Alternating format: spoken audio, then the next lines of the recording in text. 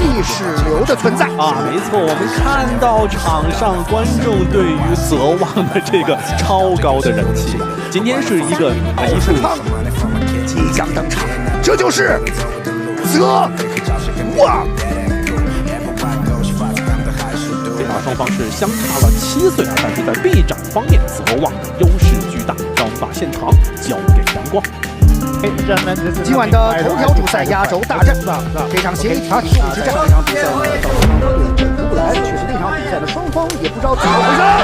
直接看到，这就是硬打硬进。现在泽旺从下位，小心，确实看到从下位的非常下位的卡头，这个不是三角锁，这个是一个卡头的一个干扰，非常危险。看到这也是非常紧的，非常紧的，非常紧的。看，这就是泽旺，真的是一个缠斗总裁。好，看一下赵志康飞身上位啊，对，但是呢有一些偏高，泽旺在地面的缠斗也是有一番自己的心得。是的，泽旺啊，这种意识流啊，确实你在缠斗的比拼环节也是很难保持的重心。这是过程来到了对方的位置了。看泽旺的长手长脚，经常能够在缠斗当中去做一些匪夷所思的这种降伏击的布置。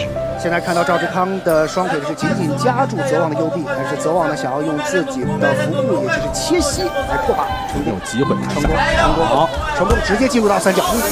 我简直不敢相信！去重新认识这个刚刚21岁的年轻人。我们再看一下这次的三角脚，长手长脚的选手去布置这种降伏击的时候，真的要格外的小心。看，其实稍稍有点偏差，但是泽旺超长的臂展，轻轻的去勾了一下自己的脚踝，完成了这次非常典型的三角脚。在这个级别，谁还能和泽旺？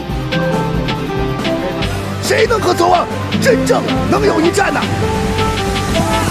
哇，看到泽旺所有的技术动作如行云流水一般，真的是意识流般的降服。而且这位刚刚年满21岁的年轻人是降服获胜。The winner is Blue Corner, win by Triangle Choke.